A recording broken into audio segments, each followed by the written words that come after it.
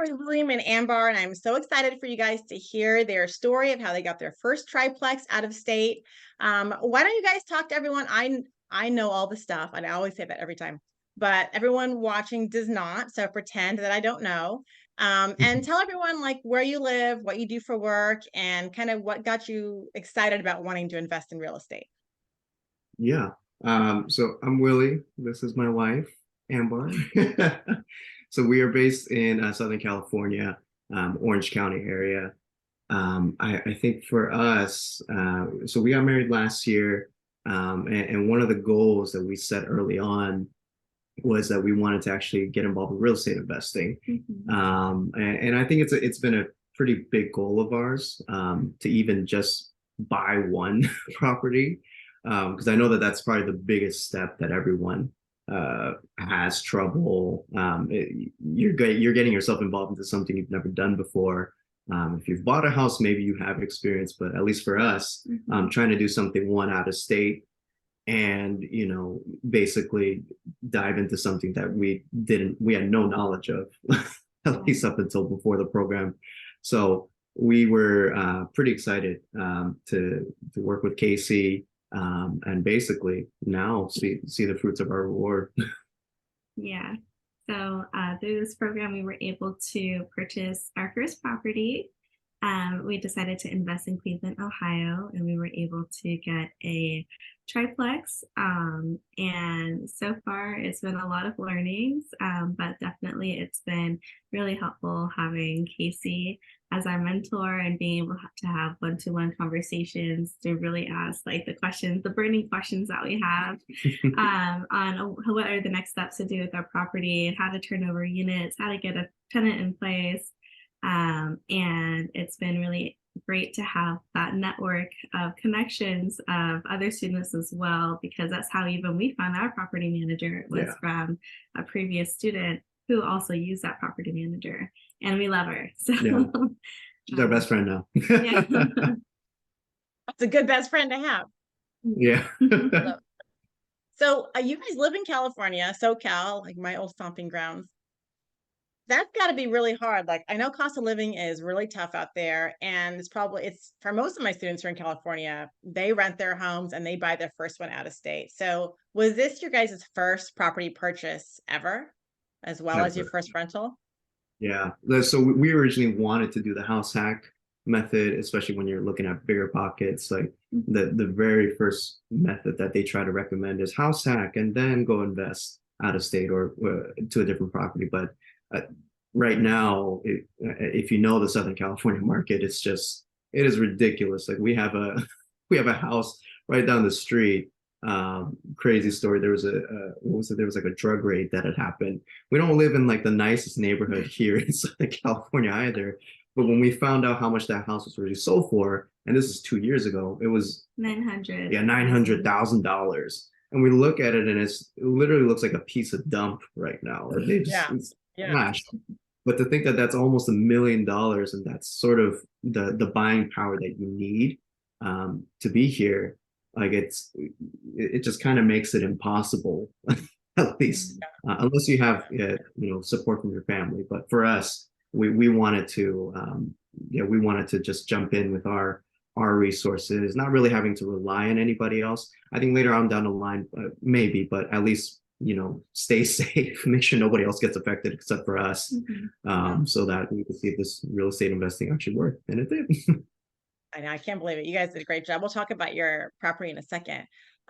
So what did you guys have any real estate experience? Did you grow up in real estate, or what was your knowledge level of real estate investments prior to joining Success with Rental Properties? So what brought us into this space was reading the book Rich Dad Poor Dad. And so ever since then, when we were still dating, we were just saving whatever we could because we knew we wanted to go into real estate, and we was inspired from that book. But then since then, we had read a couple of Bigger Pockets books, and although it does have a lot of the steps, it still wasn't enough for us to really do it all on our own. But besides that, we don't have any connections or any family members who do this. So it was just from learning via books or online. Yeah. And you guys got your first triplex out of state successfully with great cash flow in just a few months. It's really Yeah. good. Yeah. Yeah. Literally guaranteed. Yeah. Literally, yeah. So let's talk about your triplex. Tell us all about it. Like, how did you find the deal, and what kind of work did it need? Any renovations? Any hiccups with tenants? And did you get any inherited tenants? Was it vacant? All the fun stuff. Yeah. So triplex 3 unit. It's pretty much an apartment complex that goes vertically. We had inherited tenants for the first two bottom units, and then we had a studio unit. We got in contact with our real estate agent. He was actually on Bigger Pockets. Those are actual real life people we found out when we were contacting them. And we found a guy that, at least for us, we felt that we could comfortably communicate and really have a good friendly exchange. I think one thing that we've learned heavily is the network that you have within the real estate investing side is so key. Like you actually need to be able to talk to these people. And granted, you're not, and for us, we weren't able to meet our agent, our property manager face to face, but having FaceTime calls, actually putting a name to the face, and really communicating, I think that that helped a lot in this process. And just honestly treating each other as friends and people that we want to grow our wealth together. So that was a huge thing. The property was actually not in bad shape. The exterior needed some work. The apron was pretty badly damaged, and so that was one of the first things that we fixed up for the tenants, because that was a big pain point for them. And then right now we're in the process of turning over that bottom unit. We were able to lease up that studio unit, which I think all of us, including the agent and property manager, were super surprised that it was actually in really good condition. And it was one of those rare properties where it used to be an attic, but they converted it. The previous owners actually converted it to an actual livable space, but they never leased it out. So that was actually really interesting how we were kind of puzzled as to why they weren't leasing out that space, but it worked out for us. And yeah, it's in a great neighborhood. So what do you guys cash flow? Do you know what your gross cash flow is and your net? Yes. So gross right now, I think it's somewhere around 1,200, 1,300. Once we invest in Cleveland, so a lot of the sewer and water charges actually have to come from the owner's side. And so what we do, at least when part of the gross rent actually goes to that, and we account for that in our numbers as well. And so net cash flow after all expenses, all the lawn care, paying the property manager, we net around 750. Freaking cool. What do you think, Ambar? Good deal? I like Yeah, it. I like it. That is a good cash flow for a triplex. And what did you buy the property for? How much was it? It was 165 or 166. So close to that. Yeah. 165,900. Yes. Yeah, Yeah. So for everyone that is watching this, 750 net cash flow on $166,000 triplex. It's amazing. That's really good. You don't get that with single family. And I know, I love my single family. Yeah. So what would you guys say, of all the time we spent together and all the things that you've learned, what would you say is the most beneficial part of the program? What would you say is the most beneficial part of the program that you're like, I'm so glad we did this because we got X out of it?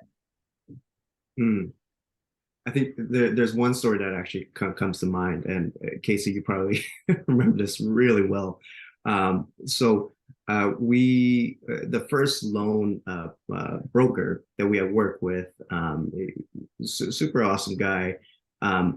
Towards I would say almost the end of the finish line, right when we were about to sign our documents, something had happened where he basically had overpromised on certain rates, and saying that, hey, I'm cheaper than most loan officers, and if you continue to give me business, like I'll treat you as my friend, like, I'll give you discounts here and there. And he was local to us as well. So in our mind, we were like, okay, well, at least like if there's ever an issue, we can just drive down to his office and cool.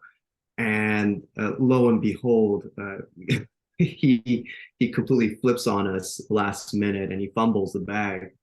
And he's like, sorry, the original loan product where I was going to have you guys do 20% down for like, I think it was like 5.75% rate, which, back in April was that's crazy. So considering where rates are right now. And when that had happened, he was like, I'm going to first have you guys sign a DSCR loan, and that's going to be 9.75. But I promise you in 3 months, I'll refinance you into a Freddie Mac loan, and then we can get that 5.75 rate. And it was just this whirlwind of emotion. It was a roller coaster because by that point we were like, holy cow, we're supposed to close. We're supposed to close, and this guy is coming in here saying like it wasn't done, and it was causing frustrations for the real estate agent because he was like, why isn't your loan officer talking to me? And we had sensed that there were red flags early on, but unfortunately, when it came time to actually putting pen to paper, true colors came out. And so we had contacted Casey. I think it was super late at night too. I think she was camping. You were camping, you were on vacation.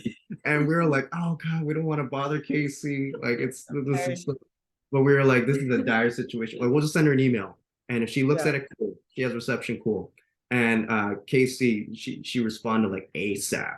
And she was able to connect us to one of her trusted lenders, and she delivered like above and beyond. I mean, we were so relieved after that experience.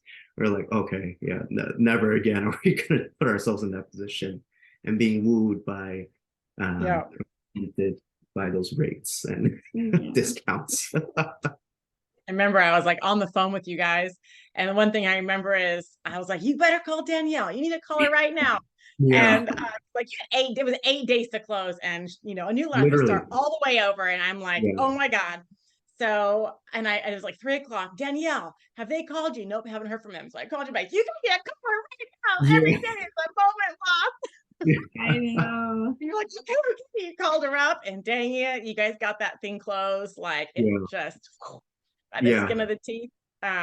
I was like, you're not losing this deal. Like the house, that complex was such a good property for you guys, and you were almost at the finish line. So glad that it worked out. We can't thank you enough for that, because that is priceless, and that's the whole point of this program is obviously we don't want to bother you at ungodly times. Oh, that's okay. But having the access to have a mentor that's been through this experience and understands exactly what's going on and knows all the steps along the way, that provides us as first-time investors just that safety net, so that it's okay for us to make mistakes. Because I think before we probably would have been gullible and just been like, okay, we'll go with you. With that first loan officer, and it would have just been a tremendous headache, which we know for a fact that a lot of investors probably get stuck in a bad situation and just don't know how to get out. Yeah. Mm-hmm. I agree. Well, that was definitely a fun time. I can visualize me standing in my travel trailer on the phone with you guys. That scene, like I remember it. I was like, I saw my email when I woke up and I'm like, what? Yeah. No. But yeah, well, that was fun. Well, thank you so much, you guys. It has been a pleasure. And we still have some more time in the program. But you guys did a really good job on Champion. That's what we call it. That's your Triplex. Yeah. You did a really good job on it. It's going to be worth some good money when you guys are done rehabbing that other unit.